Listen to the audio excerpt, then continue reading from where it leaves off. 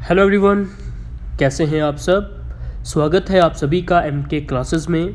तो गाइस, जैसा कि आप सब जानते हैं, हमने एमएस ऑफिस अपने यूट्यूब चैनल के ऊपर कंप्लीट कर दिया है और अब हम one by one MS office के अंदर जो भी डिफरेंट एप्लीकेशन सॉफ्टवेयर्स आते हैं उन सभी के ऊपर एमसीक्यूज़ डिस्कस कर रहे हैं। एमएस वर्ड और पावर पॉइंट के ऊपर हमने एमसीक्यूज़ डिस्कस कर लिए हैं और आज हम माइक्रोसॉफ्ट एक्सेल के ऊपर एमसीक्यूज़ डिस्कस करेंगे। चलिए दोस्तों, बिना किसी देरी के आज के पहले एमसीक्यू के ऊपर मूव करते हैं, जो कि आप अपनी स्क्रीन्स के ऊपर देख पा रहे होंगे। The extension of saved file in MS Excel. तो आपको बताना है एमएस एक्सेल में जो सेव्ड फाइल होती है उसकी एक्सटेंशन क्या होती है। ऑप्शंस आपको प्रोवाइडेड हैं। Mark your right answer. यहाँ पर आपका राइट आंसर क्या हो जाएगा दोस्तों। तो अगर आपने ध्यान से हमारी वीडियोस को पढ़ा होगा तो आप सबको पता होगा जो एक्सटेंशन होती है सेव्ड फाइल की एमएस वर्ड में वो होती है .xlsx। ठीक है दोस्तों, चलिए मूव करते हैं नेक्स्ट क्वेश्चन के ऊपर। A worksheet is made of columns and rows wherein. तो आप सब जानते हैं जो वर्कशीट होती है दोस्तों वो कॉलम्स एंड रोज से मिलके बनी होती है। तो आपको बताना है इनमें से कौन सा जो ऑप्शन है वो कॉलम्स एंड रोज़ के लिए सही बता रहा है। तो फर्स्ट ऑप्शन में बताया गया है कॉलम्स जो है वो हॉरिजॉन्टली रन करती हैं और जो रोज़ है वो वर्टिकली रन करती हैं। वेयर सेकंड ऑप्शन में आपको बताया गया है कॉलम जो है वो वर्टिकली रन करते हैं और रोज़ जो है वो हॉरिजॉन्टली रन करती हैं। तो बताइए दोस्तों, इनमें से कौन से ऑप्शन में आपको सही बताया गया है कॉलम्स और एंड रोज़ के बारे में। तो गाइस, क्लियरली यहाँ पर अगर आपने ध्यान से वीडियोस को देखा होगा तो आपको पता होगा जो कॉलम्स होते हैं दोस्तों वो वर्टिकली रन करते हैं, वेयर एज जो रोज़ होती हैं वो हॉरिजॉन्टली रन करती हैं। तो वर्टिकली किस तरह से, इस तरह से, ठीक है, इस तरह से आ गया आपका वर्टिकली जो कि कॉलम्स रन करते हैं और इस तरह से यानी कि हॉरिजॉन्टली जो है वो आपकी रोज़ रन करती हैं। क्लियर है दोस्तों। चलिए नेक्स्ट क्वेश्चन पे मूव करते हैं। एनीथिंग दैट इज़, यहाँ पे दोस्तों टाइप्ड होगा, यहाँ पे थोड़ी मिस्टेक हो गई है। Anything that is typed in a worksheet appears in।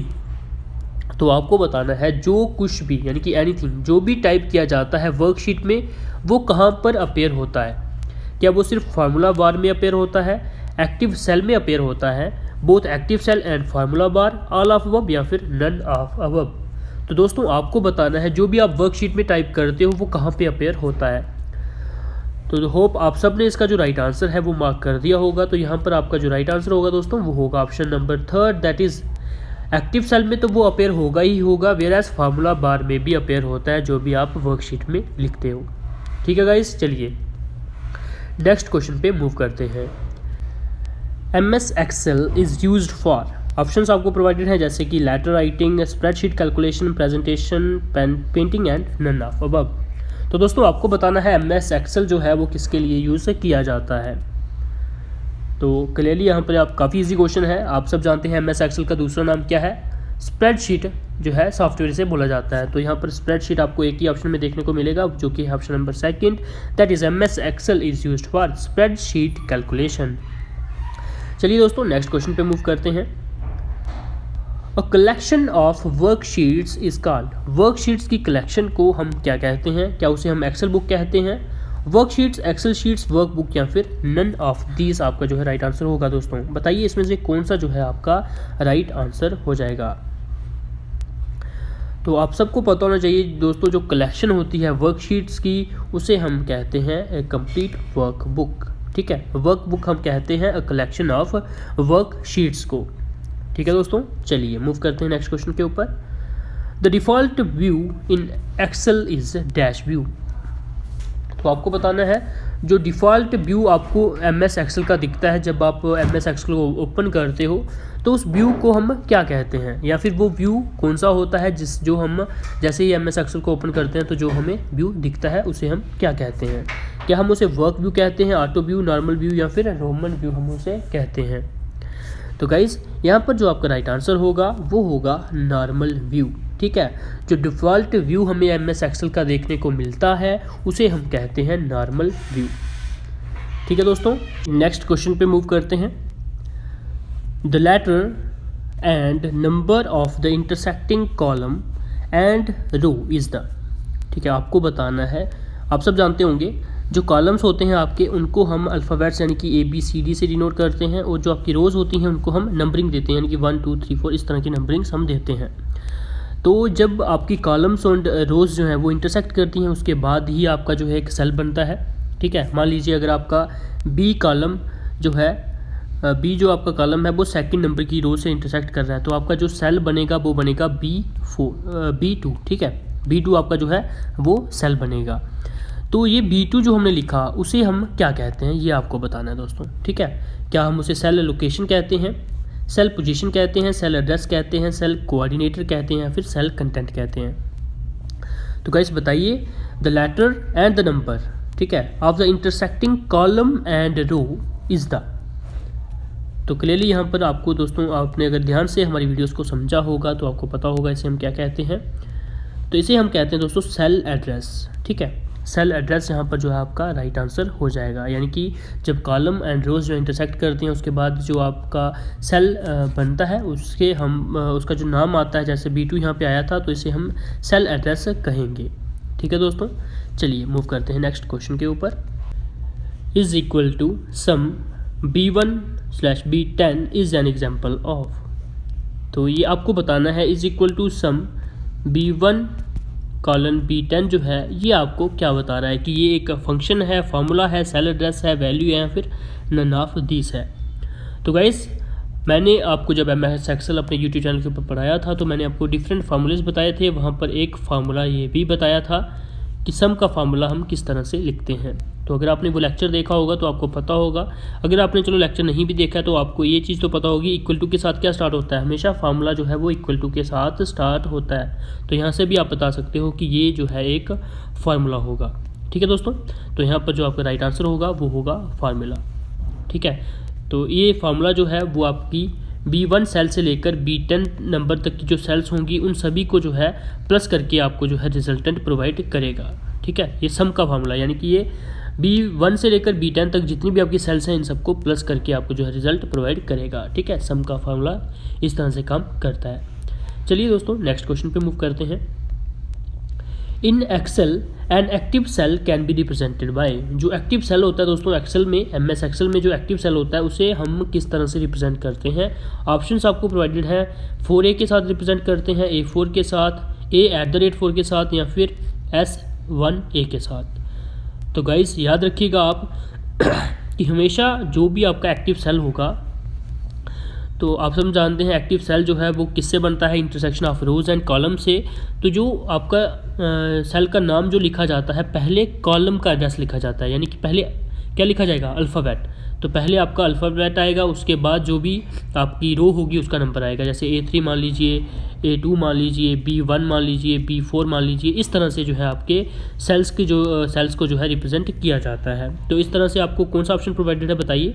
First option तो आपका गलत हो गया क्योंकि वहाँ पे आपको नंबर पहले प्रोवाइडेड है, वेयर एज MS एक्सेल में जो सेल होते हैं उनमें अल्फ़ाबेट्स आपको पहले प्रोवाइडेड होते हैं। ठीक है, तो यहाँ पर आपको जो क्लियरली आपका ऑप्शन जो है सही ऑप्शन जो है वो दिख रहा होगा, option number second, that is A4। ठीक है, A4 जो एक ऐसा सेल है जिसमें कॉलम जो है A जो कॉलम है वो इंटरसेक्ट कर रहा है 4th रो के साथ। ठीक है दोस्तों, इस तरह से हम जो है सेल को रिप्रेजेंट करते हैं MS एक्सेल में। चलिए नेक्स्ट क्वेश्चन पे मूव करते हैं। In Excel charts are created using which option. तो एक्सेल में आप सब जानते हैं चार्ट्स भी बनाए जा सकते हैं। तो आपको बताना है जो चार्ट्स एक्सेल के अंदर बनाए जाते हैं वो कौन से ऑप्शन के थ्रू बनाए जाते हैं। ऑप्शंस आपको प्रोवाइडेड हैं जैसे chart wizard, pivot table, pie chart, bar chart, या फिर नन ऑफ दीज। तो बताइए दोस्तों कौन से ऑप्शन पे आप क्लिक करोगे और वहाँ से आप जो है चार्ट जो है वो क्रिएट कर सकते हो MS एक्सेल के अंदर। तो होप दोस्तों आपने इसका जो राइट आंसर है वो मार्क कर दिया होगा। तो इसका जो राइट आंसर यहाँ पे होगा वो होगा चार्ट विज़ार्ड। ठीक है, चार्ट विज़ार्ड में अगर आप क्लिक करोगे तो आपका जो चार्ट है वो क्रिएट हो जाएगा। ठीक है, तो कौन सा ऑप्शन आ गया आपका यहाँ पे, चार्ट विज़ार्ड ऑप्शन जो है वो जहाँ पर आपका जो है राइट आंसर आ गया। चलिए नेक्स्ट क्वेश्चन पे मूव करते हैं। To select entire row which shortcut key is used. तो अगर आपको एक इंटायर रो, यानी कि इंटायर रो किस तरह से आ गई, हॉरिजॉन्टली जो होती है, आप सब जानते हैं। अगर आपने एक जो है एक रो को सिलेक्ट करना होगा, इंटायर रो को सिलेक्ट करना होगा, तो आपको कौन सा शॉर्टकट जो है वो यूज़ करना पड़ेगा? Shift plus space, control plus space, alt plus space, या फिर नन ऑफ दीज। तो गाइस बताइए कौन सा जो है आप शॉर्टकट यूज़ करोगे to select the entire row in MS Excel. तो गाइस यहाँ पर जो आपका राइट आंसर होगा वो होगा शिफ्ट प्लस स्पेस। ठीक है, शिफ्ट प्लस स्पेस जो शॉर्टकट है, इसे अगर आप यूज़ करोगे तो आपकी जो इंटायर रो होगी वो सिलेक्ट हो जाएगी। याद रखिएगा दोस्तों, कंफ्यूज बिल्कुल भी नहीं होइएगा। चलिए नेक्स्ट क्वेश्चन पे मूव करते हैं। In worksheet in MS Excel, worksheet आप सब जानते हैं क्या होती है? कलेक्शन ऑफ सेल्स होती हैं। इस तरह से जो है सेल्स प्लेस हुए होते हैं। यहाँ पे आपको क्वेश्चन पूछ रहे हैं कि in worksheet in MS Excel में जो वर्कशीट होती है, what is the shortcut key to hide the entire row. ठीक है, ऊपर हमने किया how to select the entire row with the shortcut key. अब हमें पूछ रहे हैं कि अगर आपको इंटायर रो जो है उसे हाइड करना होगा तो उसकी जो है शॉर्टकट की क्या होगी। मैंने आपको शॉर्टकट कीज़ भी दोस्तों अपने जो PDF प्रोवाइड की है टेलीग्राम चैनल के ऊपर, उसके ऊपर शॉर्टकट कीज़ भी मैंने आपको प्रोवाइड की हैं विद जो हमारे लेक्चर्स थे उनके साथ ही। तो बताइए दोस्तों आपका जो राइट आंसर यहाँ पे क्या होगा कि अगर आपको इंटायर रो जो है वो हाइड करनी होगी तो आप कौन सा ऑप्शन चूज़ करोगे? Control plus 2, control plus 9, control plus N, control plus minus, या फिर कंट्रोल प्लस N। बताइए दोस्तों इनमें से आपका जो राइट आंसर है वो क्या हो जाएगा? तो दोस्तों याद रखिएगा, जब भी आपको बोला जाए कि shortcut key to hide entire रो, तो आपका ऑप्शन आएगा option number second, that is control plus 9। अगर आप प्रेस करते हो तो आपकी जो इंटायर रो होगी जिसके ऊपर भी आपका एक्टिव सेल होगा, वो इंटायर रो आपकी जो है वो हाइड हो जाएगी। क्लियर है दोस्तों? तो ये थे हमारे कुछ क्वेश्चंस MS एक्सेल के ऊपर। अगर आपने हमारे प्रीवियस लेक्चर जो MS वर्ड के ऊपर हमने अपलोड किए हैं, MCQs, MS पावर पॉइंट के ऊपर हमने जो MCQs अपलोड किए हैं, या फिर इनके जो लेक्चर्स हैं अगर आपने वो भी नहीं देखे हैं तो आप सभी लेक्चर्स हमारे YouTube चैनल के ऊपर प्लेलिस्ट हमने बनाई हुई है, वहाँ से आप हमारे सभी प्रीवियस लेक्चर्स को जो है देख सकते हो, या फिर आप PDF भी हमारे टेलीग्राम चैनल से इनकी सीधी डाउनलोड कर सकते हो। हमारे टेलीग्राम चैनल का नाम है दोस्तों MK क्लासेस। ठीक है, तो यहाँ से आप डाउनलोड कर सकते हो सभी हमारे लेक्चर्स की PDF।